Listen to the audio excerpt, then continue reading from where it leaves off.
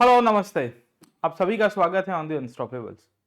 दोस्तों 2024 खत्म होने की कगार के ऊपर है और 2025 अभी कुछ दिनों के बाद ही शुरू हो जाएगा। जी हाँ दोस्तों, हिस्ट्री, आर्ट एंड कल्चर और उसके साथ जो जुड़ी हुई घटनाएं हैं उसके कंटेक्स्ट में आज ये सेशन ले रहे हैं आपके साथ, जहां डिस्कशन हम लोग करने की कोशिश करेंगे द ईयर दैट वाज 2024।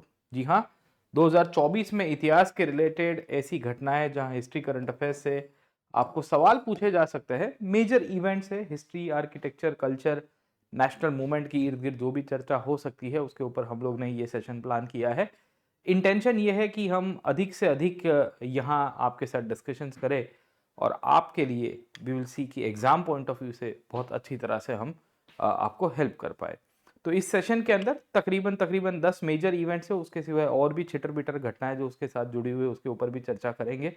तो आप यहाँ नोट्स भी रख सकते हो और साथों साथ ये सेशन की पीडीएफ भी मैं मुहैया करवा दूंगा। नीचे डिस्क्रिप्शन बॉक्स के अंदर आपको इसकी सब डिटेल मिल जाएगी। सेशन शुरू करने से पहले अगर आप यूपीएससी की फुल टाइम तैयारी कर रहे हो तो मैं आपको वेलकम करता हूं अनअकैडमी प्लेटफॉर्म पे। ये हमारा प्लेटफॉर्म है जहां हम लोग लाइव क्लासेस कंडक्ट करवाते हैं।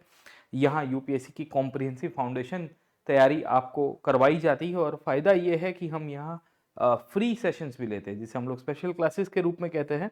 ये कोड को स्कैन करिए और मेरी प्रोफाइल के ऊपर आप चले जाओगे, आप फॉलो भी कर सकते हो मेरी प्रोफाइल एप्लीकेशन के ऊपर। You will get all the details about my new courses as well.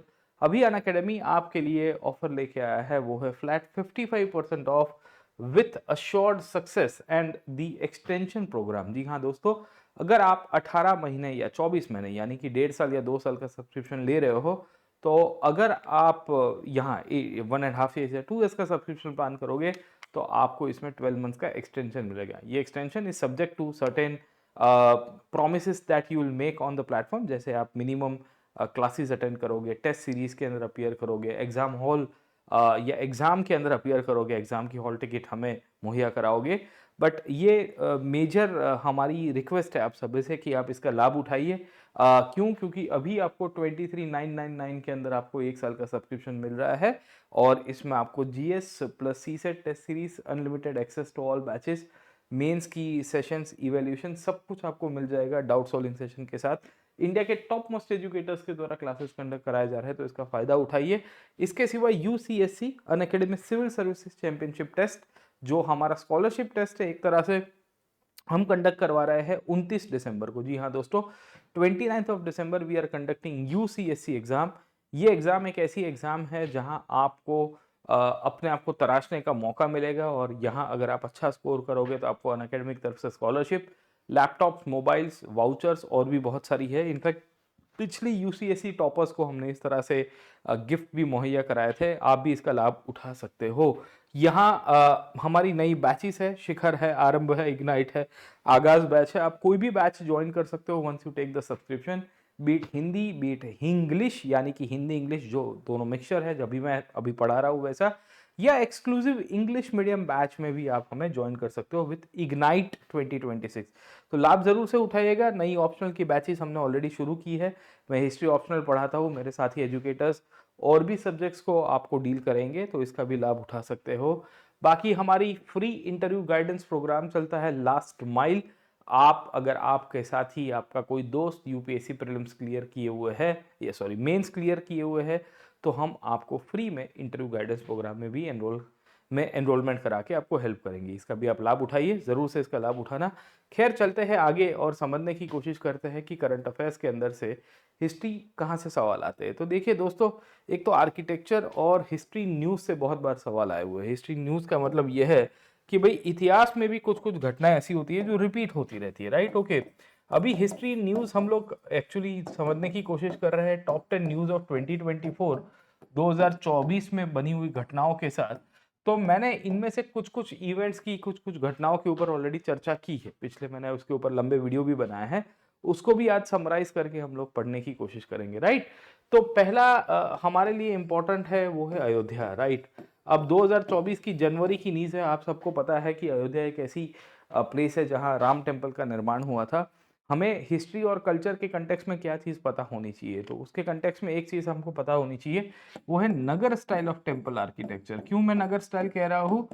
क्योंकि अयोध्या का जो मंदिर है सर, ठीक है, तो राम जन्मभूमि का पूरा पूरा मूवमेंट चला और उसके बाद वहां पे सुप्रीम कोर्ट का जो डिसीजन आया, तो इसको नगर शैली के अंदर फिर कंस्ट्रक्ट करवाया गया, राइट। इसकी प्राण प्रतिष्ठा हो गई है, आप सबको पता ही होगा सर, ठीक है, पिछले साल न्यूज के अंदर भी था। तो हमें नगर स्टाइल के बारे में पता होना चाहिए कि भाई what is the Nagar style of temple architecture all about. अब देखिए नगर स्टाइल की खासियत क्या है, तो आपको पता होगा कि मंदिर के ऊपर एक गर्भगृह होता है सर, गर्भगृह के ऊपर एक शिखर होता है मेन, जहां पे डीटी को रखा जाता है उसको गर्भगृह कहते हैं। आगे आपको मंडप देखने को मिलते हैं, ये राम टेम्पल के अंदर आपको मल्टीपल मंडप है, तो अर्ध मंडप है, एंट्री मंडप है, फिर बड़ा महामंडप आपको मिलेगा। विल ऑल्सो फाइंड कि मंडप एक प्लिंथ के ऊपर बनाया गया है, सॉरी मंदिर जो है एक प्लिंथ के ऊपर है, रेस प्लेटफॉर्म के ऊपर आपको मिलेगा। तो हमें उसकी फीचर्स क्लियर हो जानी चाहिए कि what are the different different we can say the temple designs of the Nagar architecture. In fact Nagar architecture कब बन के आया था, अगर आपको पिछला सेशन याद होगा या हिस्ट्री थोड़ी बहुत अगर आप रिकॉल कर सकते हो, तो नगर आर्किटेक्चर की जो शुरुआत है वो गुप्ता पीरियड से आपको मिल जाएगी, राइट। और ज्यादातर उत्तर भारत के जो मंदिर है उसमें आपको नगरों की खासियत इंपॉर्टेंस मिल जाएगी, राइट। तो वी विल सी कि इसमें गर्भगृह का इंपॉर्टेंस है, शिखर आपको मंदिर के टॉप के ऊपर मिलता है, इसके साथ साथ आपको आमलक मिलेगा। यहाँ पे भी अगर आप देखोगे गोल आपको सुदर्शन चक्र जैसी एक इमेज देखने को मिल जाएगी, उसको आमलक कहते हैं। उसके ऊपर we will also find there is a kalash, आपको उसके ऊपर कलश भी मिल जाता है। खासियत यह है कि ये प्लेटफॉर्म के ऊपर है और नगर शैली के ज्यादातर मंदिरों में बाउंड्री वॉल्स आपको नहीं मिलती है। खैर कुछ कुछ मंदिरों में बाद में बननी शुरू हुई थी, पर फैक्चुअली अगर हम लोग रिकॉल करते हैं तो we do not find much of the boundary walls as well, okay. खासियत यह है कि ये नगर के अंदर बहुत सारी और शैली बन के आई है। क्यों बन के आई है? क्योंकि ये जो शिखर है उसको अलग अलग तरह से डिफाइन किया गया है। रेखा शिखर है, पीधा शिखर है, वल्लभी शिखर है, फामशर शिखर है, ये हमको क्लियर हो जाना चाहिए। इंटरेस्टिंगली ये जो राम मंदिर है उसमें हमें ये भी पता चलता है कि आयरन और स्टील का यूज नहीं हुआ है। सामान्यतः एंशियंट जो टेम्पल्स थे वो सब रॉक कट आर्किटेक्चर का एक प्रकार थे, और ज्यादातर टेम्पल्स बिकॉज ये रॉक कट आर्किटेक्चर का प्रकार थे तो उसमें भी आपको खासियत के रूप में हम ये कह सकते हैं कि we do not find much of the iron being used, okay. In fact इसको बहुत लंबे समय तक सर्वाइव करवाना था, इनका प्लान ये है कि भाई हम उसको लॉन्ग टाइम तक उसको वो सर्वाइव सस्टेन हो पाए, इसके लिए आयरन से रस्टिंग होने की शक्यता है। भारत में आयरन के जो टेम्पल्स या आयरन की मटेरियल कहीं पे यूज की गई थी तो उड़ीसा के अंदर आपको मिलेगी सर, ठीक है। तो उड़ीसा में जो Kalinga style of temple architecture है, जो नगर का ही सब स्टाइल है, वहां पे आपको आयरन गर्डर्स यूज हुए हैं। तो आपको यूपीएससी पीछे बैकवर्ड लिंकेजेस से पूछ सकता है कि भाई आप बताइए सर, ठीक है, कि भाई कहाँ पे आयरन की यूज हुई है even in the Nagar architecture. बाकी नगर की चंडेल स्कूल है जो खजुराहो के अंदर बन के आई है, चालुक्य या सोलंकी स्कूल है जो गुजरात में बन के आई है। 1000 के बाद आप देखोगे जो चालुक्य डायनेस्टी गुजरात में रूल करती है उन्होंने भी नगर आर्किटेक्चर को प्रमोट किया है। और पहाड़ों के अंदर भी आपको नगर स्टाइल ऑफ आर्किटेक्चर की कुछ कुछ मूर्तियां या इमेजेस और टेम्पल्स की आपको कहानी देखने को मिल जाएगी सर, ठीक है। तो हमें एक क्लैरिटी होनी चाहिए कि कैसे इनकी हिस्ट्री रही है with respect to the Nagar style of temple architecture, what is the background. और ये राम टेम्पल की कहानी है। बाकी राम टेम्पल के बैकवर्ड लिंकेजेस मैंने उसके ऊपर एक मेगा वीडियो बनाया था, आप उसके अंदर से देख सकते हो। तो पहला तो रिवीजन के पॉइंट ऑफ व्यू से हम लोग ये कर रहे हैं कि 2024 में क्या क्या इंपॉर्टेंट प्रमुख घटनाएं इवेंट्स बनी है, तो उसको हम लोग ये देखेंगे, राइट। इसके सिवाय वी विल सी कि वडनगर को लेके स्टडी हो रही है। Vadnagar is actually an archaeological site, it is also related to the places in news as well. क्यों? क्योंकि नॉर्मली वडनगर को लेके काफी लोगों को अभी तक ऐसी मान्यताएं थी कि ये बुद्धिस्ट साइट होगी, मतलब 600 बीसी और उसके बाद अप टिल गुप्ता पीरियड और पोस्ट गुप्ता पीरियड तक एग्जिस्ट करती होगी। पर अभी जो लेटेस्ट रिसर्च निकल के आया है वो 1400 बीसी के आसपास ये कहा जा रहा है, राइट। तो सवाल ये आता है कि यहाँ तो मोस्ट प्रोबेबली वैदिक पीरियड से ही सेटलमेंट है। वडनगर में बुद्धिस्ट सेटलमेंट भी आपको देखने को मिलते हैं, ह्यूएन सांग ने भी इसके बारे में मेंशन किया हुआ है सर, ठीक है। तो बाकी आर्कियोलॉजिकल चीजें आपको क्लियर हो जानी चाहिए, what has been the history और वडनगर।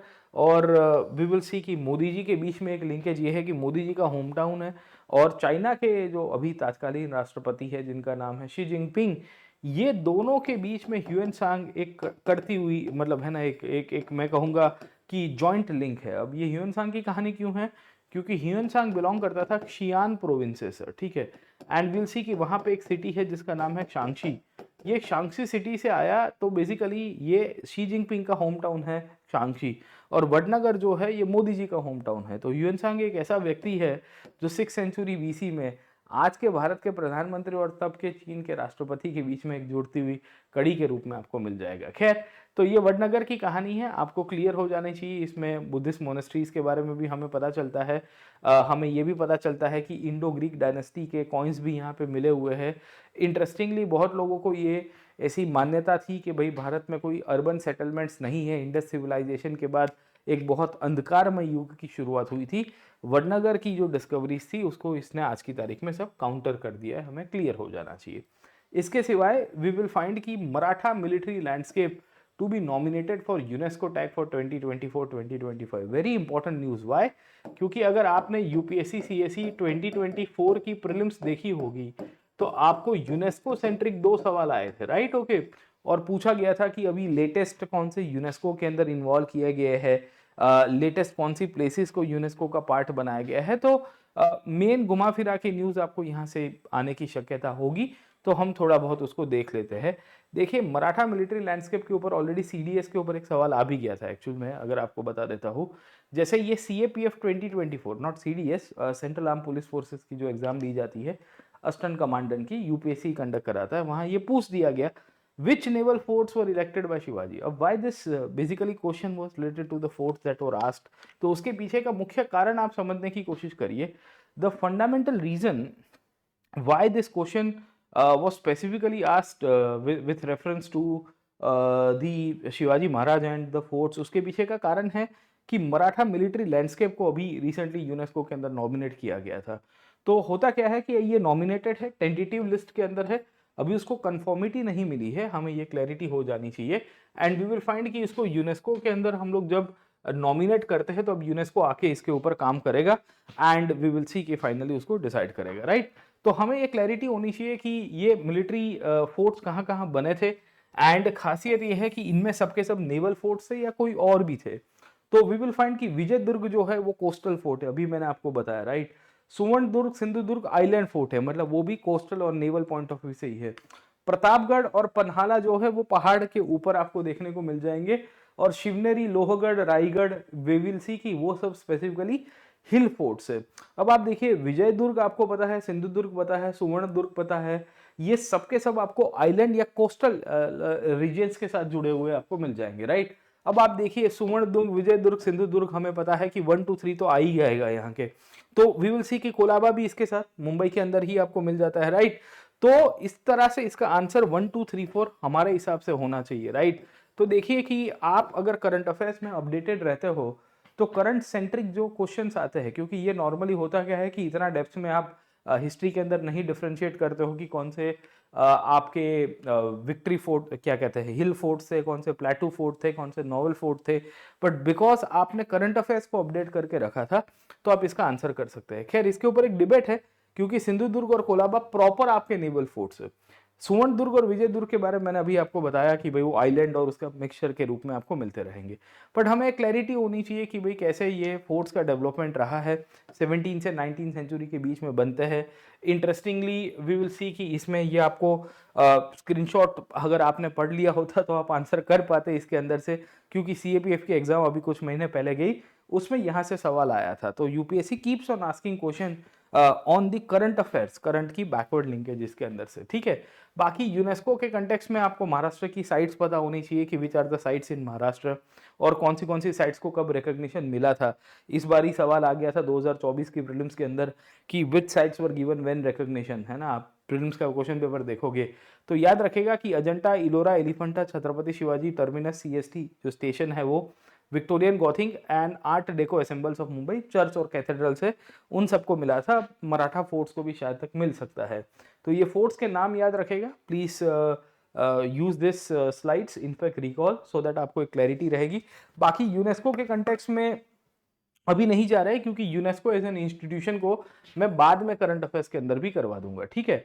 नेक्स्ट टॉपिक के ऊपर चले जाते हैं, आर्किटेक्चर के कंटेक्स्ट में ही है, वो है ज्ञानवापी डिस्प्यूट, है ना? आप सबको पता ही होगा सर, ठीक है? एक सिविल केस चल रहा है mainly with respect to Kashi Vishwanath and we will see कि काशी विश्वनाथ जो टेम्पल है उसके साथ ही वी कैन से कि एडजॉइनिंग आज की तारीख के अंदर ये वी विल सी कि ज्ञानवापी मॉस्क के बारे में भी है। अब हमें उसके अंदर से क्या क्या चीज़ें क्लियर हो जानी चाहिए कि what has been the history of Gyanvapi, and we will find कि काशी विश्वनाथ की स्टोरी लाइन क्या है। अब देखिए स्टोरी लाइन से तो ऐसे सवाल नहीं आएगा, पर ज्ञानवापी मॉस्क आपको पता होगा कि औरंगजेब के समय पे बनाया गया था, राइट? ओके, डिस्प्यूट इसके ऊपर यही है कि भाई ये जो मॉस्क है वी विल सी कि it was built on an existing Shiva temple, right? तो काशी विश्वनाथ का जो आज का कॉरिडोर है, जो टेम्पल है, वो तो फिर लेटर पीरियड में अहिल्याबाई होलकर के द्वारा रिवाइव किया गया है in the 1730s and 40s के पीरियड के बाद, राइट? बट पहले जो ओरिजिनल लोकेशन थी वहां आपको उसकी बैकग्राउंड पता हो जानी चाहिए। काशी विश्वनाथ को अलग अलग टेम्पल्स के रूप में मतलब इसको नाम से पहचानते हैं, जैसे इसको आदि विश्वेश्वरा टेम्पल भी कहते हैं। आपको यूपीएससी पूछ सकता है कि आदि विश्वेश्वरा टेम्पल कहाँ पे आया। ये भारत के 12 ज्योतिर्लिंग में से भी एक है सर, ठीक है? काशी विश्वनाथ के कंटेक्स्ट में बैकवर्ड लिंकेज के अंदर यही आएंगे। इनफैक्ट 12 ज्योतिर्लिंग के अंदर सोमनाथ के ऊपर सवाल आ गया था 2021 के अंदर कि क्या सोमनाथ ज्योतिर्लिंग में से एक है कि नहीं है। So this are all the list of the 12 jyotirlingas, है ना? ये 12 ज्योतिर्लिंग की पूरी लिस्ट आपको देखने को मिलेगी। So it start from Somnath to Mallikarjun to Mahakaleshwar, जो उज्जैन के अंदर आपको मिलता है। ओमकारेश्वर भी आपको एमपी के अंदर ही आपको मिल जाएगा, राइट? ओके, केदारनाथ उत्तराखंड के अंदर, भीमाशंकर महाराष्ट्र में आपको एक और जगह मिलती है ग्रीनेश्वर सर, ठीक है? एक्चुअली महाराष्ट्र है 3 ज्योतिर्लिंग्स, एक है भीमाशंकर, एक है त्र्यंबक एंड तीसरा है गृहनेश्वर सर, ठीक है? तो एक औरंगाबाद में है, त्र्यंबक आपको नासिक के पास मिल जाएगा, भीमाशंकर भी आपको पुणे वाले रीजन के अंदर ही आपको मिल जाता है, राइट? ओके, बाकी काशी विश्वनाथ वाराणसी में जो ज्योतिर्लिंग है जिसके ऊपर अभी ये ज्ञानवापी का डिस्प्यूट भी चल रहा है, बैद्यनाथ, बाबा बैद्यनाथ झारखंड के अंदर आपको, नगेश्वर द्वारका, अब इसके ऊपर कुछ लोग कह रहे हैं कि है नहीं, और एक है रामेश्वरम। रामेश्वरम की कहानी अगर आपको थोड़ी बहुत आइडिया होगी कि ये वो जगह है जहाँ वी विल सी की प्राण प्रतिष्ठा की गई थी शिवलिंग की और ज्योतिर्लिंग की, एंड वी विल सी की ये तब की ये बात है जब प्रभु श्री राम सर, ठीक है, he was on the verge of crossing this sea between India and Sri Lanka sir, ठीक है? तो राम सेतु का जो बैकग्राउंड है वहाँ पे आपको मिलती है। इनफैक्ट रामेश्वरम शिवलिंग के बारे में वहाँ तक बातें हैं, मतलब है ना, जो बेसिकली स्टोरीज है और उसके साथ जो घटनाएं जुड़ी हुई है कि it was Ravan in the form of acharya sir, ठीक है, जिसने ये शिवलिंग की स्थापना करने में हेल्प की थी सर, ठीक है? तो बहुत लंबी कहानी, कभी बाद में डिस्कस करेंगे, बट हमें ये 12 ज्योतिर्लिंग के बारे में पता होना चाहिए, क्योंकि ऑलरेडी सोमनाथ ज्योतिर्लिंग के ऊपर सवाल आ चुका है, यहाँ से भी आने की शक्यता होगी। इसको स्कंद पुराण से लेके बाकी सारे चैप्टर्स के अंदर भी मेंशन किया गया है। तो एक यहाँ पे ज्ञानवापी के ऊपर था कि क्या है, अब उसकी लीगलिटीज में मैं नहीं जाऊंगा, मैं हिस्ट्री के ऊपर ही ज्यादा चर्चा कर रहा हूँ, राइट? इसके सिवाय मध्य प्रदेश हाईकोर्ट ने आर्कियोलॉजिकल सर्वे ऑफ इंडिया को कहा है with respect to Bhojshala complex. अब आपके लिए इंपॉर्टेंट है कि ये भोजशाला कॉम्प्लेक्स क्या है और किसके साथ जुड़ा हुआ है। सेकेंडली आपको एएसआई के सेंट्रिक भी आ सकता है, आर्कियोलॉजिकल सर्वे ऑफ इंडिया के सेंट्रिक भी सवाल आ सकता है, उसके ऊपर भी 5 मिनट के बाद डिस्कशंस कर देते हैं, राइट? अब देखिए भोजशाला कॉम्प्लेक्स क्या है, तो मध्य प्रदेश में परमार डायनेस्टी हुआ करती थी, उनके राजा थे राजा भोज, ठीक है, जिन्होंने भोजपाल की स्थापना की। वही भोजपाल जो वी विल सी की ग्रेजुअली भोपाल के रूप में हम लोग देखते हैं कि उभर के निकल के है। भोजपाल और एक भोजपुर करके भी एक शहर था। So he was a very polymath person, है ना? तो उनको एजुकेशन, लिटरेचर, नॉलेज, आर्किटेक्चर सबका बहुत ही इंटरेस्ट था एक शासक के रूप में। तो ये 11वीं सेंचुरी के आसपास की एक घटना है, मतलब 1000 के बाद की, एंड विल सी की ये राजा भोज के द्वारा बनाया गया था, जो विल सी की भोजपाल का नींव रखेंगे। इनका मुख्य कैपिटल धार में था, धार और मांडू, मांडू को मंडपिका कहते हैं। एमपी हैज 2 कैपिटल्स, अगर आप एंशिएंट एमपी को देखोगे, मिडिवल एमपी को देखोगे, तो इनिशियली कुछ राजा धार नाम की जगह से रूल करेंगे, and then some certain kings will be ruling from a place called as Mandapika. Mandapika is nothing but it is called as mandap. तो बेसिकली मंडप से एक मतलब रिलीजियस प्लेस थी जहाँ पे एक पॉलिटिकल एडमिनिस्ट्रेटिव सेंटर भी बन के आया, और वही आज की तारीख में मांडू के रूप में हम लोग पहचानते हैं। It is called as Mandu sir, ठीक है? तो हमें एक क्लैरिटी होनी चाहिए भोजशाला के कंटेक्स्ट में कि भाई भोजशाला किसके द्वारा बनता है। राजा भोज के समय क्या है, ये संस्कृत की पाठशाला हुआ करती थी, जहाँ वी विल सी की गॉडेस सरस्वती की एक मूर्ति भी पाई गई है। वहां पे भी वी विल सी की अभी डिस्प्यूट चल रहा है। डिस्प्यूट के कंटेक्स्ट में यही है कि क्या यहाँ पे जो एंशियंट भोजशाला है उसकी रिलीजियस यूज किस तरह से होनी चाहिए सर, ठीक है? तो वी विल फाइंड कि इसकी इन्वेस्टिगेशन को लेके एएसआई को कहा गया है। ये संस्था खिलजी तक चलती है, खिलजी ने 1300 तक आते आते we will come to know कि ये भोजशाला को डिस्ट्रॉय कर दिया। और फिर मध्य प्रदेश में मालवा के अंदर फिर मिडीवल इंडिया में एक लोकल खिलजी डायनेस्टी सत्ता में आई। ये लोकल खिलजी डायनेस्टी अलाउद्दीन खिलजी वाली नहीं है, याद रखिएगा, it's a separate dynasty sir, ठीक है। तो हमें एक क्लैरिटी होनी चाहिए कि किस तरह से ये डेवलपमेंट रहा है with respect to Bhojshala. ASI के बारे में मैं अभी डिस्कस कर देता हूँ, क्योंकि एएसआई काफी बार न्यूज के अंदर है, तो मुझे लग रहा है कि एएसआई सेंट्रिक सवाल आएंगे। इसके सिवाय वी विल फाइंड कि दो क्वेश्चंस या दो टॉपिक से अभी सवाल आ रहा है।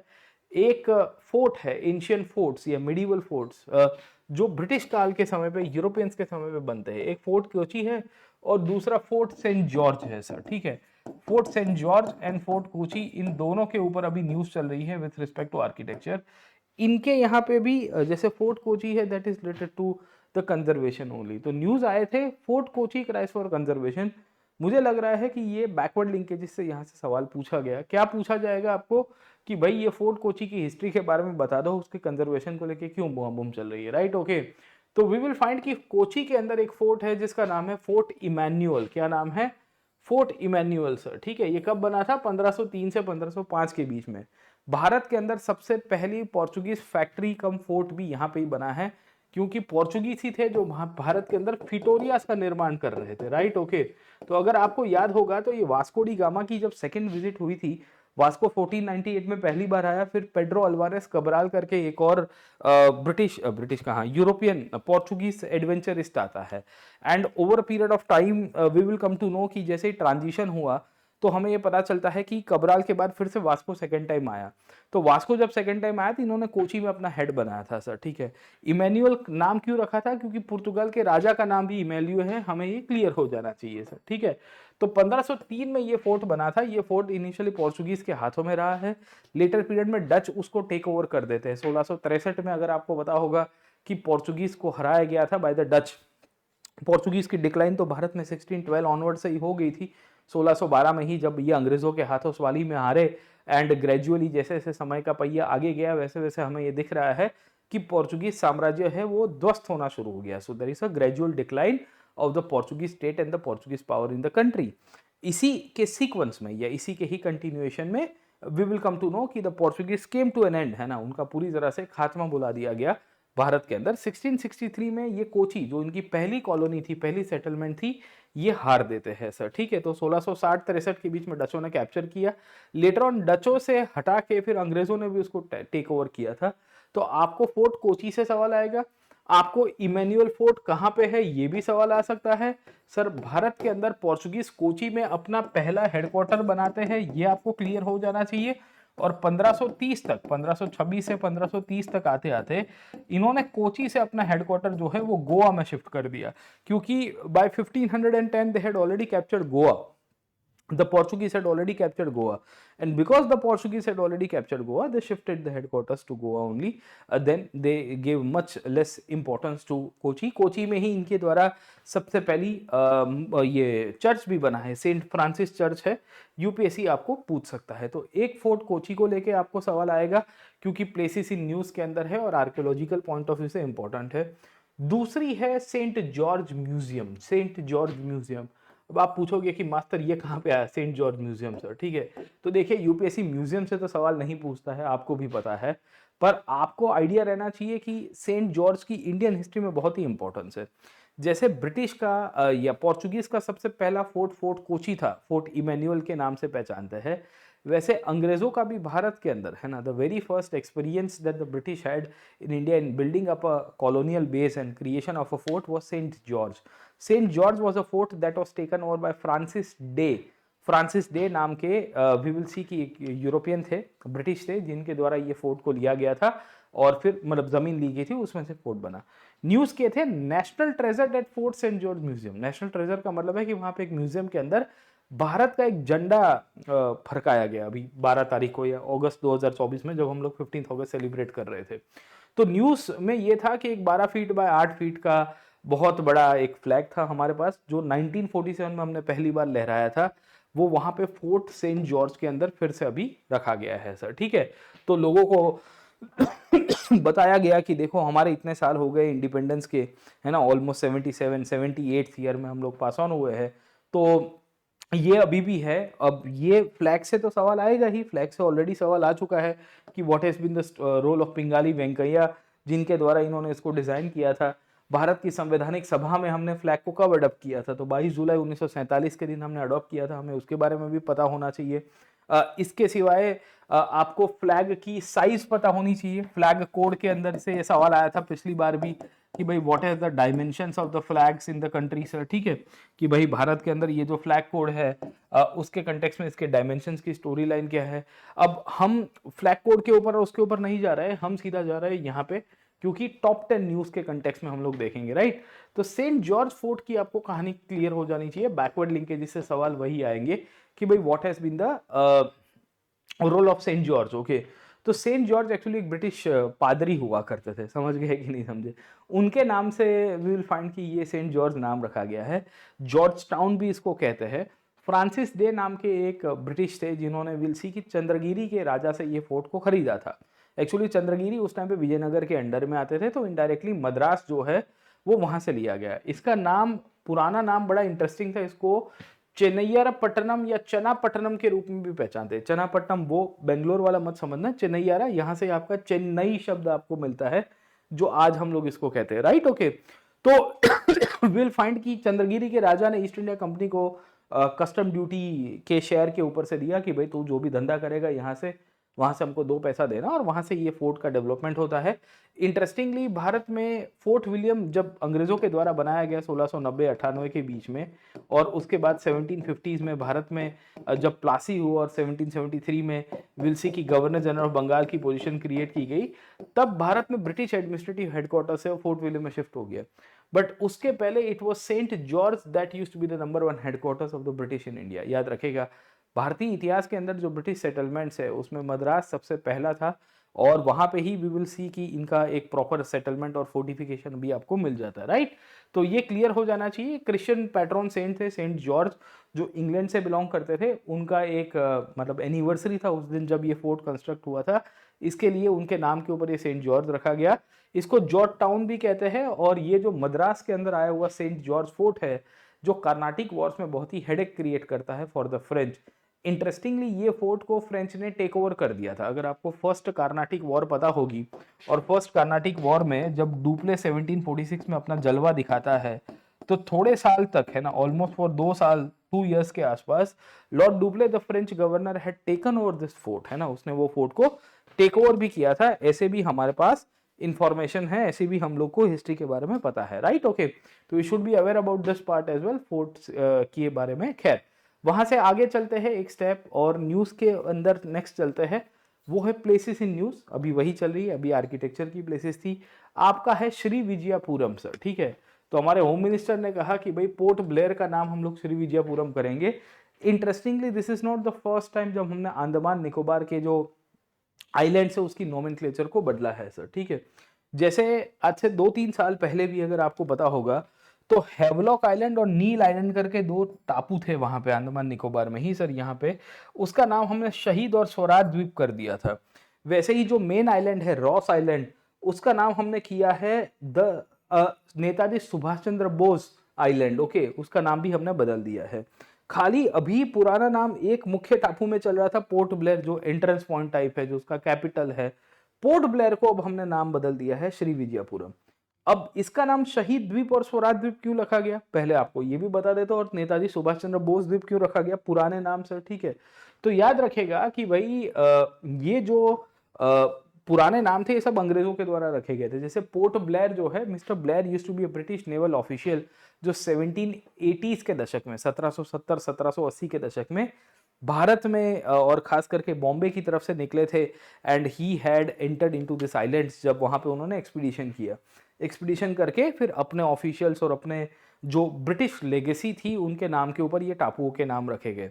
अब हम चाहते थे कि कॉलोनियल नेम्स हट जाए, सिंपल चीज है, क्योंकि अब कॉलोनाइजेशन खत्म हो चुका है, डीकॉलोनाइजेशन शुरू हो चुका है। तो हमने भी पिछले 3 सालों में हमने नाम बदले। रॉस आइलैंड का नाम नेताजी सुभाष चंद्र बोस कर दिया, नील आइलैंड और हेवलॉन्ग आइलैंड का शहीद द्वीप और स्वराज द्वीप। इनफैक्ट ये क्यों किया, क्योंकि ये आइलैंड्स को 1943 में, है ना, दिसंबर 1943 में सुभाष चंद्र बोस ने साउथ ईस्ट एशिया से अटैक करके over a period of time Indian national army की जैसे स्थापना की थी, उसकी मदद से और आजाद हिंद सरकार की एक पूरी की पूरी हेडक्वार्टर्स बनाई गई यहीं पोर्ट ब्लेयर के अंदर ही सर, ठीक है। तो this shows the domination, this shows की ये हिस्ट्रिकली ये विनिंग, मतलब ये जीते हुए टापू थे जो सुभाष बाबू ने वी कैन से कि इंडियन नेशनल आर्मी की मदद से उसको कैप्चर किया था और अपना एडमिनिस्ट्रेटिव हेडक्वार्टर्स भी बनाने की कोशिश की थी। अब हुआ क्या कि आफ्टर इंडिपेंडेंस ब्रिटिश ने जाते जाते फिर से नाम बदल दिए, तो हमें फिर ये लग रहा था बदलना चाहिए, तो हमने फिर ये कंटिन्यूस सीक्वेंस में बदला है। उसमें पोर्ट ब्लेयर अभी तक जो एडमिनिस्ट्रेटिव हेडक्वार्टर था उसका नाम श्री विजयपुरम कर दिया। अब पोर्ट ब्लेयर कौन था और उसकी कहानी क्या है वो आपको यहाँ पे मिल जाएगी सर, ठीक है, कि एक ब्रिटिश नेवी ऑफिशियल था, आर्कबेल्ट पोर्ट ब्लेयर उसका नाम था। वहाँ पे ही फिर ब्रिटिश ने अपने काला पानी की जेल खोली, आपको पता है सेल्यूलर जेल, जहां बहुत से क्रांतिकारियों को रखा गया। इनफैक्ट ये आइलैंड में काला पानी में बहुत कैदियों को रखा जाता था। मैं आपके लिए एक होमवर्क छोड़ के जा रहा हूं, आपको ये बताने की मतलब है ना, आपको तसदी लेनी पड़ेगी कि भारत का एक गवर्नर जनरल था जिसको ये काला पानी के अंदर जैसे ही वो आया तो उसके ऊपर अटैक किया गया। Governor general of India vice Roy हुआ करता था, एंड वी विल सी कि उसके ऊपर एक कैदी ने ही अटैक कर दिया वहां पे और उसकी मृत्यु हो गई है सर, ठीक है। भारतीय इतिहास में बहुत ही कम ऑफिशियल्स या वाइसरॉयस ऐसे रहे हैं जिनके ऊपर पर्सनली अटैक किया गया हो, and after personally attack over them they got killed, है ना, उनको मार दिया गया। इनफैक्ट उनमें एक था पोर्ट ब्लेयर, ये अंडमान निकोबार के आइलैंड में जो काला पानी है, सेल्यूलर जेल आया हुआ है, वहां पे ही उसके ऊपर ये अटैक हुआ था, मतलब टापू के प्रीमाइसेस में ही। आपको बताना है कि who was that governor general of India, who was that viceroy जिसके ऊपर ये पर्सनल अटैक हुआ था and he got killed, okay. बहुत ही रेयर केस में ऐसा होता है कि कोई ऑन ड्यूटी वाइसरॉय जिसके ऊपर अटैक किया जाता है और उसकी मृत्यु होगी। तो काला पानी में बहुत ठेठ से ठेठ ब्रिटिश भारतीय क्रांतिकारियों को रखते थे, सावरकर का नाम आपने सुना होगा, उनको भी यहाँ रखा गया। खैर ये वही जगह है, पोर्ट ब्लेयर वाला रीजन है, जहां सुभाष चंद्र बोस ने इंडियन नेशनल फ्लैग को होइस्ट किया था। आज़ाद हिंद सरकार की अपनी खुद की फ्लैग हुआ करती थी, आपने देखा होगा, saffron white and green with a tiger on on on the top of it, okay ना, तो लायन टाइगर की इमेज आपको मिलती है। अब सवाल ये आता है कि इसका नाम श्री विजयपुरम क्यों कर दिया गया भाई, है ना। अगर ये पोर्ट ब्लेयर के रूप में था तो white was called Shri Vijayapuram. तो याद रखेगा कि श्री विजयपुरम का कंटेक्स्ट इस तरह से भी आपको देखने को मिलता है कि भाई ये जो जगह है इसको श्री विजय एम्पायर के साथ भी जोड़ते हैं। श्री विजय एम्पायर क्यों? क्योंकि somewhere in the 10th century ये आज का दक्षिण पूर्वी एशिया में जो इंडोनेशिया वाले जो प्रदेश है उनको श्री विजय एम्पायर के, शैलेंद्र डायनेस्टी वहां पे रूल किया करती थी। एंड वी विल फाइंड कि इंपीरियल चोलास, चोला करके एक डायनेस्टी अगर आपने सुना होगा, तो 1000 के बाद बहुत ही पावरफुल हुए। इन्होंने अपनी नेवी भेज के इन रीजन्स के ऊपर अपना डोमिनेशन किया था। This will also include the regions of Andaman Nicobar, है ना। तो अंडमान निकोबार के जो टापू वाले रीजन्स है उसको भी ये टेक ओवर करेंगे, राइट। तो इसके साथ ये कंटेक्चुअली जुड़ा हुआ है, खास करके राजा राजा वन करके एक राजा था जिसने डिप्लोमेटिक रिलेशंस बनाए थे, और उसी का ही बेटा था आपका राजेंद्र। राजेंद्र जब सत्ता के ऊपर आया 1010 के बाद या 1014 के बाद, उसने वी विल सी कि यहाँ पे कदरम करके एक रीजन है उसको टेक ओवर कर दिया, क्योंकि कंप्लेंट्स आ रही थी with reference to the Chola merchants facing discrimination at the hand of the rulers, तो उनकी सर्विस करवा दी जाती है, राइट। तो ये टाइटल लेता है कदरम कोंडा का, हमें ये क्लैरिटी होनी चाहिए कि इसकी इंपॉर्टेंस क्या है। खैर, तो एक ये श्री विजयपुरम है, श्री विजय एम्पायर के साथ भी जोड़ते हैं, एंड चोलास की हिस्ट्री के साथ भी ये कहीं ना कहीं जुड़ा हुआ है, हमें क्लियर हो जाना चाहिए। तो नाम बदल गए हैं, शहीद स्वराज तो बहुत पहले थे। सुभाष चंद्र बोस का भी नाम यहाँ एक टापू को दे दिया गया था, फोर्ट ब्लेयर का नाम अब श्री विजय हो गया है। आपको हिस्ट्री और बैकवर्ड लिंकेजेस क्लियर हो जानी चाहिए, राइट। इसके सिवाय आपको एक और सवाल या अभी जो न्यूज के अंदर आपको टॉपिक्स है उसके ऊपर मैं पहले चला जाता हूँ, उसके बाद फिर आगे चलेंगे। वो है स्टैच्यू ऑफ लेडी जस्टिस, या this is very important, okay, जहां से मुझे लग रहा है कि आपको सवाल आने की शक्यता है। अब आपने देखा होगा कि भारतीय इतिहास के कंटेक्स्ट में, है ना, इंडियन हिस्ट्री के कंटेक्स्ट में, वी विल फाइंड कि ये मूर्ति बड़ी फेमस है। This statue is very much famous. Why this statue is famous for precisely one thing, जो कहता है कि भाई कानून जो है वो किसी के साथ डिस्क्रिमिनेशन नहीं करेगा, इसके लिए वो आंखों के ऊपर पट्टी बांध के रखा है इम्पार्शियलिटी के रूप में। पर कानून फेयर भी है, क्योंकि कानून का जो तराजू है वो तराजू में सबके साथ अन्याय नहीं होगा, और कानून चाहेगा तो वी विल ऑल्सो फाइंड कि हम तलवार भी चला सकते हैं। तो काइंड ऑफ ये आपको जस्टिशिया की इमेज देखने को मिलती है। Justitia used to be Greek goddess, और ये जो मूर्ति है, ये जो स्कल्पचर है, this has been very much instrumental in giving justice, मतलब वो दिखाने के लिए कि देखो न्याय और न्याय तंत्र कितना इम्पार्शियल है, वो नहीं देखता है, उसके बावजूद भी मतलब है ना कुछ भी भेदभाव नहीं करेगा देख के, या किसी के साथ अन्याय नहीं होने देगा, और पनिशमेंट के लिए तलवार। तो ये जो स्टैच्यू है, ये स्टैच्यू को रिप्लेस किया गया है, और इसको स्टैच्यू ऑफ लेडी जस्टिस के रूप में रिप्लेस किया गया था सुप्रीम कोर्ट के अंदर। इसके ऊपर काफी हंगामा भी हुआ, जहां ये कहा गया कि जो पहले की लेडी जस्टिस की जो स्त्री को दिखाया गया है, वो वेस्टर्न अटायर में वेस्टर्न थॉट प्रोसेस को दर्शाती है। अब यहाँ कहा गया है कि तराजू तो वैसा का वैसा ही है, देखो आप स्केल तो वैसा का वैसा ही मिलेगा, but then we will find कि उनके हाथ से तलवार चला दी गई है, और कहा गया है कि इनके हाथ में कॉपी है संविधान की, कि भाई ये कॉन्स्टिट्यूशनल मोरालिटी को, कॉन्स्टिट्यूशनल वैल्यूज को अपहेल्ड रखेगी, राइट, उसके साथ में ध्यान में रख के न्याय देगी। इनकी आंखों के ऊपर जो पट्टी है यहाँ पे अगर आप देख रहे हो, there is a kind of एक ब्लाइंड फोल्ड किया गया था, वो भी हटा दिया गया कि शी कैन सी, वो सब कुछ देख सकती है और देख के वो न्याय देगी, इस तरह से एक उम्मीद दिखाने की कोशिश की गई है। तो एक आर्टिस्ट है विनोद गोस्वामी जी सर, इन्होंने ये लेडी जस्टिस का स्टैचू बनाया है, जिनकी आईज ओपन है, साड़ी को ड्रेप किया है, इंडियन अटायर के अंदर है, स्वॉर्ड को विल सी की कॉन्स्टिट्यूशन के साथ इन्होंने रिप्लेस कर दिया है, जो कॉन्स्टिट्यूशनल सुप्रीमसी को दर्शाता है, और स्केल्स को एज इट इज रखा गया है। स्केल्स को एज इट इज रखने का मतलब है कि तराजू है, उसमें ये बैलेंस करने की कोशिश की गई है कि देखो हमारे लिए किसी के साथ न्याय, मतलब न्याय के अंदर अन्याय नहीं होगा, will not do injustice to anyone when they will come and seek justice from us, okay. तो इस मान्यता से, इस विचारधारा से we will come to know कि ये स्टैचू को जब क्या कह सकते हैं इनॉग्रेट किया गया हमारे भूतपूर्व सीजीआई चंद्रचूड़ साहब के द्वारा, तो SCBA, supreme court bar association करके एक संस्था है, ये एससीबीए ने उसका काफी ऑब्जेक्शन भी लिया कि ऐसे थोड़ी चलता है, और उसको लेके काफी सारी वो है ना कंट्रोवर्सी हुई थी। बट हम एससीबीए के ऊपर नहीं जाएंगे, हम बेसिकली देखेंगे कि ये चेंज की आवश्यकता क्या थी। तो ये कहते हैं कि ये जो स्टेच्यू ऑफ लेडी जस्टिस है, ये ब्रिटिश काल में प्लेस किया गया था हाई कोर्ट्स के अंदर, है ना। तो जो बॉम्बे हाई कोर्ट है, या मद्रास हाई कोर्ट है, कलकत्ता हाई कोर्ट है, शुरुआत कलकत्ता हाई कोर्ट के साथ या मद्रास हाई कोर्ट के साथ की गई, और फिर उसके बाद जुडिशरी के जो कमरे हैं उसके अंदर आपको, मतलब या उसके बाहर आपको मिल जाएगी इस तरह की जो जुडिशियल हाई कोर्ट्स के जो प्रीमाइसिस थे उसके अंदर से सर, ठीक है। एंड लेटर ऑन फिर से फेडरल कोर्ट की या सुप्रीम कोर्ट की स्थापना हुई, तो वहां पे भी ये रिप्लिकेट किया गया। अब ये जस्टिशिया करके लेडी को दर्शाता है, एंड वील फाइंड की ब्लाइंड फोल्डेड जो सिस्टम है वो दर्शाती है कि वो कुछ देखती नहीं है, वो देख के किसी से प्रभावित नहीं होती, और वो देख के बिकॉज किसी से प्रभावित नहीं होती है तो वो हमेशा इम्पार्शियल रहेगी। अब देखिए ये स्टैचू सिंबॉलिक है, राइट। अब इससे हम लोग यहाँ पे शिफ्ट हुए तो उसके ऊपर तो एक अलग कहानी है कि भाई देखो sculpture always have some kind of philosophy. हमेशा याद रखेगा कि जो भी मूर्तिकला है उसके पीछे का दर्शन है सर, ठीक है। हमने बुद्धा की मूर्तियों को भी देखा हुआ है, हमने विष्णु जी की मूर्तियों को भी देखा हुआ है, हमने बुद्धा की मुद्राओं को भी देखा हुआ है। आप आर्ट एंड कल्चर के अंदर पढ़ते हो ना, you study in art and culture, in every art there is a philosophy behind that. in fact ये बड़ा symbolic है सर, ओके, पर इसके पीछे दर्शन है। न्यायतंत्र ये दिखाना चाहता है कि भाई देखो अंधा कानून नहीं है। यहाँ से इसे एक चीज प्रतीत होती थी कि कानून अंधा है ना, the law the system is blind, okay, in many a times.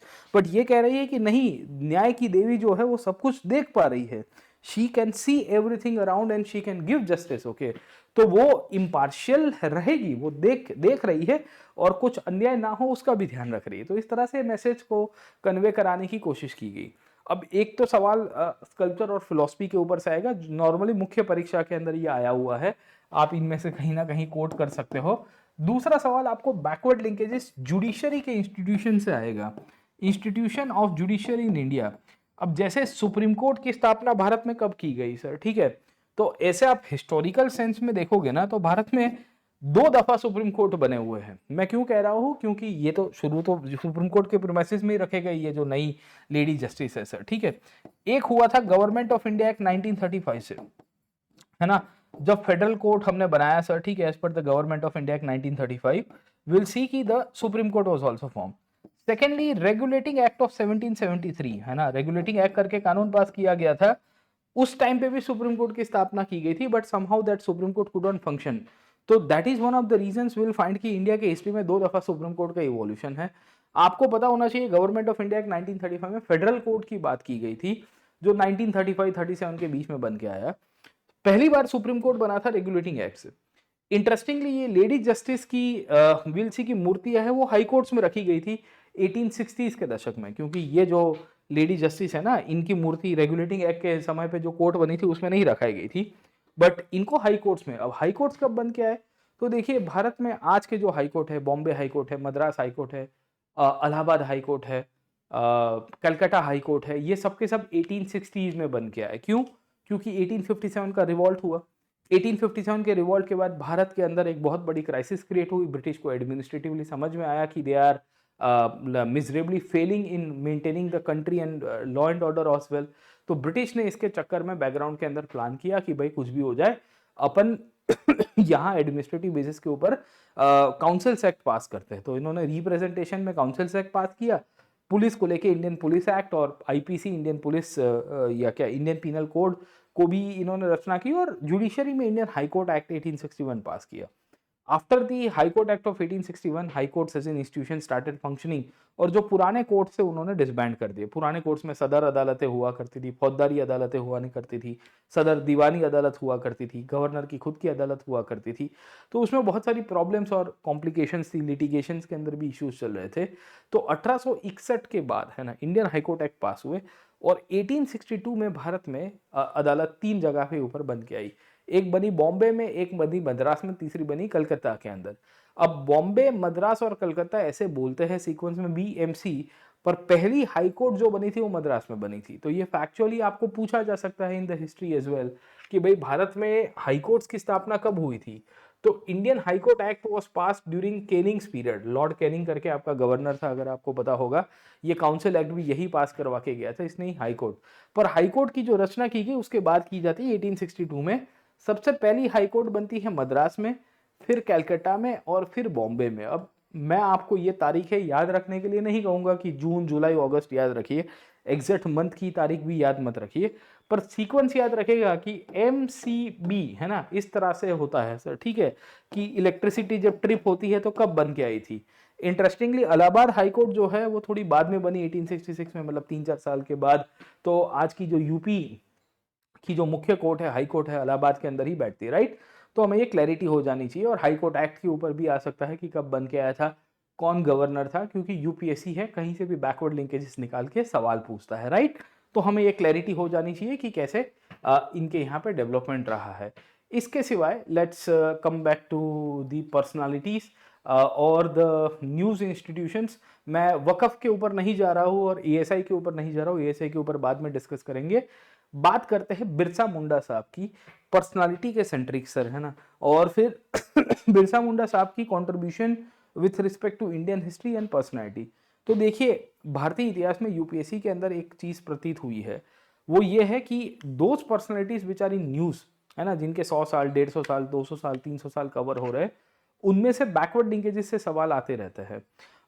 जैसे त्यागराज के 200 साल कंप्लीट हो रहे थे आज से 5 साल पहले, समवेयर इन 2018।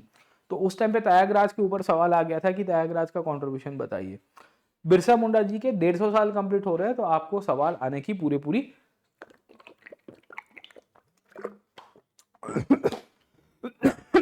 शक्यता है कि भाई इनकी हिस्ट्री और कंट्रीब्यूशन क्या थी।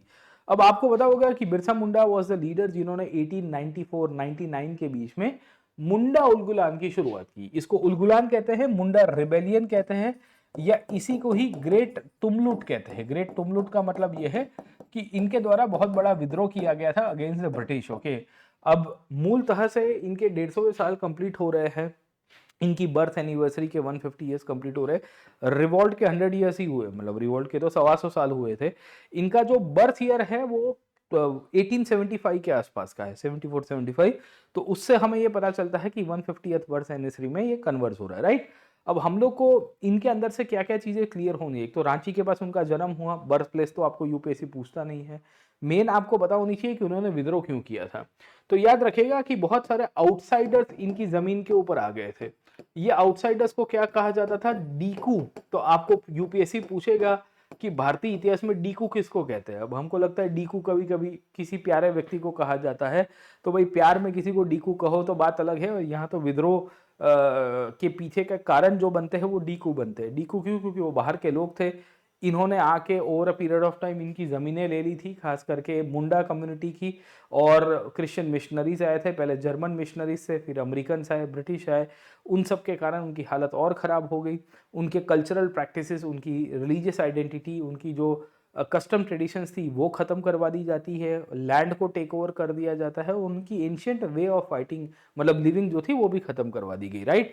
तो इनके यहाँ पे एक प्रैक्टिस चलती थी कुन खत्ती सिस्टम, आपको पूछी जा सकती है कि व्हाट इज दिस कुन खत्ती सिस्टम, और इसमें वी विल सी कि इनकी जो ट्रेडिशनल वे ऑफ लाइफ है वहाँ से उनको हटा दिया गया। तो जब इनके राइट्स चले गए तो इन्होंने 1890s में विद्रोह किया। ये विद्रोह के दौर में हमें ये पता चलता है कि बिरसा मुंडा को भगवान कहा गया। क्यों? क्योंकि उनके लिए ऐसा कहता था कि भाई he had spiritual powers, he had healing powers, उनके पास ऐसी शक्तियाँ थी जो लोगों को हील कर सकती थी स्पिरिचुअली सर, ठीक है। तो शायद इसी का ही परिणाम था, where we will come to know कि over a period of time इन्होंने लोगों को मोटिवेट किया, मिशनरीज के सामने लड़ा, एंड ग्रेजुअली ब्रिटिश सरकार के सामने भी पड़े। इनको धरती आबा का टाइटल भी मिला हुआ है। आपको पूछा जा सकता है कि who has been given the धरती आबा टाइटल, और फिर लेटर ऑन 1899 तक आते आते ब्रिटिश ने इनको पकड़ लिया और फिर इनको मार दिया, मतलब ये जेल में थे, फिर वहाँ पे इनकी मृत्यु हो गई। ब्रिटिश ने ये विद्रोह के बाद एक चीज़ सीखी कि यार भी ये छोटा नागपुर रीजन के जो मुंडा कम्युनिटी के जो किसान हैं और जो खास करके वहाँ के जो लोकल लीडर्स है और कम्युनिटी के लोग हैं, उनकी प्रॉपर्टी से उनको एलियनेट नहीं करना चाहिए। शायद इसी का ही परिणाम था कि ब्रिटिश ने छोटा नागपुर टेनेंसी एक्ट पास किया 1907-8 के आसपास, और फिर कहा कि भाई उनको मतलब ज़मीन से बेदखल ना किया जाए और उनके राइट्स को कस्टमरी बचाया जाए सर, ठीक है। तो इतनी चीज़ें हमें क्लियर हो जानी चाहिए कि क्या कहानी इसके साथ है। इसके साथ ही वी विल सी कि हम जनजातीय दिवस भी सेलिब्रेट करते हैं, 15th आदिवासी जनजातीय दिवस, ठीक है ना, हमें गौरव दिवस के रूप में सेलिब्रेट करते हैं, ये याद क्लियर हो जाना चाहिए बिरसा मुंडा के कंटेक्स्ट में ही। तो Janjatiya Gaurav Divas has been celebrated 15 November every year, 15 November, क्योंकि बिरसा मुंडा का बर्थडे भी आता है, हमें क्लियर हो जाना चाहिए। अच्छा, ये जनजातीय गौरव दिवस जो है ये 2021 में हमने शुरू किया था, तो ये भी एक हमारे लिए इंपॉर्टेंट इन्फॉर्मेशन हो जाती है। इसके सिवा एक योजना भी हम लेके आए थे, वो है पीएम जनजाति आदिवासी न्याय महाअभियान सर, ठीक है। इसका नाम है पीएम जनमन योजना सर, ठीक है। क्या योजना है? जनमन। जैसे एक हमने जनगण योजना हम याद रखते हैं सर, ठीक है, अलग अलग सरकारी योजनाओं में से, तो ये योजना का नाम है पीएम जनमन योजना, आपको क्लियर हो जाना चाहिए। This is related to tribal upliftment, PVTG, particularly vulnerable tribal groups के लिए एड्रेस की गई है। तो वहां से भी आपके सवाल पूछने की शक्यता होगी, और इसमें यह पूरी प्रावधान है कि भाई हम जनमन योजना के थ्रू सबको घर मिलेगा, पानी मिलेगी, सड़क मिलेगी गांव तक, बिजली आ जाएगी, शिक्षा के लिए बात हो रही है, कौशल विकास स्किल डेवलपमेंट की बात हो रही है, एंड मेडिकल और बाकी सारी इंफ्रास्ट्रक्चर फैसिलिटीज। तो इसके बारे में आप आगे स्कीम्स के अंदर पढ़ लीजिएगा, पर आपको एक आइडिया रहना चाहिए। इसके सिवाय इंपॉर्टेंट न्यूज़ में अभी जो मुझे लग रहा है वो है वाईकॉम के 100 ईयर्स कंप्लीट हुए हैं 2024 के अंदर सर, ठीक है। वाईकॉम सत्याग्रह कब हुआ था? 1924 के अंदर हुआ था, इसके लिए उसके 100 ईयर्स कंप्लीट हो रहे हैं। त्रावणकोर स्टेट के अगेंस्ट में हुआ था, मंदिर का ये सत्याग्रह था। It was a temple entry satyagraha. Why temple entry satyagraha? The reason is that कि दक्षिण भारत में त्रावणकोर राज्य मंदिरों में जो इजावा और जो डिप्रेस क्लासेस के लोग थे उनको वी विल फाइंड की मंदिर में जाने की अनुमति नहीं देता था, इसके कारण ही वी विल फाइंड कि ये शुरुआत हो गई। इसको over a period of time 2-3 लोगों ने लीड किया था, एक है केपी केशव मेनन और दूसरे थे के केलप्पन। आपको पूछा जा सकता है कि के केलप्पन कौन थे। इसमें फिर पेरियार जो जस्टिस पार्टी और डीएमके की लेटर ऑन नींव रखते हैं, सेल्फ रिस्पेक्ट मूवमेंट के साथ जुड़ेंगे, वो भी पार्टिसिपेट करते हैं, और गांधी ने भी पार्टिसिपेट किया था। गांधी के साथ साथ हमें ये भी पता होना चाहिए कि अकाली दल ने भी पार्टिसिपेट किया। इसको मैं अगले साल फिर से करंट में रिवाइज करवा दूंगा, क्योंकि ये खत्म होता है 1925 में, तो एक साल पूरा चलता है, मार्च 1924 से लेकर नवंबर 1925 तक। इसमें स्त्रियों ने भी पार्टिसिपेट किया था, अकाली मूवमेंट ने भी। खैर ये सत्याग्रह सक्सेसफुल नहीं रहा था, उसके पीछे का कारण है क्योंकि मंदिर के राजा या मंदिर के दरवाजे अभी भी नहीं खोले गए थे राजा के द्वारा, हमें ये चीज क्लियर हो जानी चाहिए। लेटर पीरियड में एक और सत्याग्रह होता है जिसका नाम है गुरुवायूर सत्याग्रह। पहले वाईकॉम सत्याग्रह हुआ सर, वाईकॉम विलेज से over period of time Guruvayur Satyagraha आपको देखने को मिलता है। ये 1931 के अंदर हुआ, और फाइनली 1936 में टेम्पल एंट्री प्रोक्लेमेशन कर दिया गया by the Travancore state. Travancore जो रजवाड़ा था, कोची त्रावणकोर स्टेट कहते थे, उनके राजा के द्वारा फाइनली ये ओपन कर दिया जाता था, और कहा जाता था कि आज के बाद जो भी मंदिर है, जो भी प्रेमाइसिस है, वहां किसी के साथ भेदभाव नहीं होगा सर, ठीक है। तो 100 ईयर्स कंप्लीट हो रहे थे, तो इवेंट से आपको सवाल आने की शक्यता है। बाकी पाली, प्राकृत, बंगाली, मराठी और असमीज को क्लासिकल लैंग्वेज का स्टेटस मिला। इसके ऊपर ऑलरेडी एक प्रीवियस वीडियो आपको मिल जाएगा, आप पूरा का पूरा वो वीडियो देखिएगा। खाली मैं बता देता हूँ, इसके सिवाय भारत में 2004 से क्लासिकल लैंग्वेज के स्टेटस मिलने की प्रक्रिया चालू है। पहले तमिल को मिला, फिर संस्कृत को मिला, over a period of time Telugu है, कन्नड़ा है, मलयालम है और उड़िया है, ऐसी भाषा ऑलरेडी थी। तो भारत में टोटल 6 लैंग्वेज ऑलरेडी एग्जिस्ट कर रही थी, प्लस 5 को टोटल मिला के 11 क्लासिकल लैंग्वेज आपको मिल गई है। क्लासिकल लैंग्वेज मैंने बताया तमिल सबसे पहले थी, संस्कृत थी, इनिशियली होम अफेयर्स देता था, फिर कल्चर मिनिस्ट्री को इसको पास ऑन कर दिया गया सर, ठीक है। इसमें फिर क्राइटेरिया भी बदले हैं, तेलुगु कन्नड़ा 2008 में, मलयालम 2013 में, उड़िया 2014 में। 2014 से लेके 2024 तक ऑलमोस्ट 10 साल तक विल कम टू नो कि भारत में क्लासिकल लैंग्वेज का स्टेटस नहीं दिया जाता है। लेटर ऑन फिर मिनिस्ट्री ऑफ कल्चर ने उसको नोटिफाई किया, नए रूल्स को एस्टेब्लिश किया और कहा गया कि भाई हम क्राइटेरिया को रिवाइज करते हैं। ये रिवीजन क्राइटेरिया के बेसिस के ऊपर से अब नई भाषाओं को इंक्लूड किया गया है। मराठी, पाली, प्राकृत, आसामीज और बंगाली टोटल मिला के भारत में कितनी क्लासिकल लैंग्वेज है? 11। आपको एक और सवाल आ सकता है, वो है भारत में शेड्यूल्ड लैंग्वेज और क्लासिकल लैंग्वेज में फर्क क्या है, जो ऑफिशियल लैंग्वेज के रूप में है सर, ठीक है। और ऑफिशियल लैंग्वेज कहाँ पे मेंशन की गई है सर, ठीक है। इंग्लिश हमारी कौन सी लैंग्वेज है? क्या ये एक ऑफिशियल लैंग्वेज का पार्ट है या एसोसिएट लैंग्वेज का पार्ट है या स्टेट नेशनल लैंग्वेज का पार्ट है? जरा वो भी बताइएगा। उसके ऊपर एक अलग से वीडियो बनाया हुआ है, इसके लिए मैं खाली आपको ओवरव्यू दे रहा हूँ। बाकी बजट के अंदर 2 टेम्पल्स के बारे में बात किया गया था, विष्णुपद टेम्पल एट गया और महाबोधि टेम्पल, जिसको नालंदा के साथ भी जोड़ा गया है। इसके ऊपर भी एक वीडियो बना दिया है और आगे मैं जब ईयरली करंट अफेयर्स कराऊंगा तब इसको मैं रिवाइज करवा दूंगा। ईयरली करंट अफेयर्स क्यों? क्योंकि ईयरली करंट अफेयर्स में मेरा सब कुछ कवर हो जाता है, तो उसमें भी आपको हेल्प हो जाएगी सर, ठीक है। तो विष्णुपद टेम्पल है गया के अंदर, अहिल्याबाई होलकर के द्वारा ये बनाया जाता है। And over a period of time गया की बैकवर्ड लिंकेजेस आपको पता ही होगी कि यहाँ पे बुद्ध को निर्वाण प्राप्ति हुई थी। वी विल ऑल्सो फाइंड कि बोध गया का मंदिर है जो लेटर पीरियड में अशोक और उसके बाद वाले पीरियड के अंदर बन के आया, ये यूनेस्को वर्ल्ड हेरिटेज साइट भी है, हमें ये क्लैरिटी होनी चाहिए। राजगीर एक ऐसी जगह है जहां वी विल सी कि जैनियों का भी टेम्पल्स आए हुए हैं और बुद्ध भी गए थे। Rajgir used to be the headquarters of this headquarters of this mahajanapada, जो पाटलिपुत्र, या we will come to know कि पहले हर्यक वंश है, फिर over a period of time Haryanka वंश के जो इनिशियल राजा थे बिंबिसार एंड अजातशत्रु, वो राजगीर से रूल करते थे। फिर उदयन के समय पे it was shifted to Pataliputra. Rajgir में फर्स्ट बुद्धिस्ट काउंसिल भी होती है जो अजातशत्रु ने कराई थी 483 बीसी के अंदर, आपको क्लियर हो जाना चाहिए सर, ठीक है। बाकी उड़ीसा के बारे में मेंशन किया है, उड़ीसा की केव्स के बारे में आपको क्लियर हो जाना चाहिए। इसके सिवाय उड़ीसा के टेम्पल्स है, ये सब पूरे लिस्ट मैंने बताई हुई है, जगन्नाथ टेम्पल है, कोणार्क टेम्पल है, आप देखेंगे आपको पिक्चर क्लियर हो जाएगा। नालंदा का भी मेंशन किया गया था। नालंदा वो जगह है जहाँ पे बुद्ध ने विहार किया है, वहाँ पे एक यूनिवर्सिटी थी, ये यूनिवर्सिटी कुमारगुप्त के समय पे बनती है। एंड इंटरेस्टिंगली वहाँ पे 10,000 से ज़्यादा विद्यार्थी पढ़ा करते थे। ये यूनिवर्सिटी को लेटर पीरियड में फिर जब फॉरेन अटैक्स हुए, इन्वेजन्स हुए, तो फिर वो यूनिवर्सिटी टूट गई, उसको फिर से हमने रिवाइव किया है। इसके ऊपर भी मैंने एक बड़ा सा वीडियो बनाया हुआ है, आपको प्लेलिस्ट के अंदर ही मिल जाएगा, नालंदा यूनिवर्सिटी रिवाइव्ड, जिसके ऊपर बजट के ऊपर भी चर्चा हुई है। तो मोटे मोटे तौर के ऊपर हिस्ट्री और प्लेसेस इन न्यूज़ के ऊपर इतनी इंपॉर्टेंट इंफॉर्मेशन और न्यूज़ मुझे लग रहे थे कि जहां से आपके सवाल बन सकते हैं। अब आप मुझे पूछोगे कि मास्टर ये तो थोड़ी 10 से ज़्यादा है, तो ऑब्वियस है कि जिसके ऊपर ऑलरेडी वीडियो हमने बना दिए हैं या लंबे सेशंस लिए थे, तो उसको आप मतलब है ना, आपने देखा हुआ तो कोई बात नहीं सर, ठीक है। पर इंटेंशन ये है कि आपको इतनी बेसिक चीज़ें पता होनी चाहिए और उसकी बैकवर्ड लिंकेजेस पता होनी चाहिए जहाँ से मेजोरिटी सवाल आया है। इस क्लास की पीडीएफ मैं अपलोड कर दूंगा, आपको डिस्क्रिप्शन बॉक्स के अंदर लिंक मिल जाएगी, आप वहाँ से डाउनलोड कर सकते हो। बाकी कोई भी क्वेरी हो please to join us on Unacademy, आपको बढ़िया ऑफर मिल रही है। बाय द वे ये पूरा का पूरा ईयरली समरी जो है मैं एनुअल करंट अफेयर्स में भी रिवाइज करवाता हूँ, जो मैं कंडक्ट कराऊंगा somewhere in the month of April and May, क्योंकि मई की 25 तारीख को एक्पी एग्जाम है, तब तक पूरा 1-1.5 साल का करंट अफेयर्स आ जाता है, तो मेरे लिए भी मजा आती है सर, ठीक है। तो please do like, share and subscribe. I will set up the PDF link in the download description box as well, आप वहां से जरूर से डाउनलोड कीजिए। और बाय द वे वाइसरॉय का नाम मुझे कमेंट सेक्शन के अंदर बताना कि किसको अंडमान निकोबार में भारत के कुछ लोग थे जिनको ब्रिटिश ने पकड़ के रखा था, उसके ऊपर अटैक हुआ और वाइसरॉय यहाँ पे मारा गया सर। ठीक है, तो ये आपके लिए एक होमवर्क छोड़ के जा रहा हूँ। एक और इंटरेस्टिंग वीडियो और सेशन के साथ आपको वापस मिलूंगा। Thank you very much, let's crack it.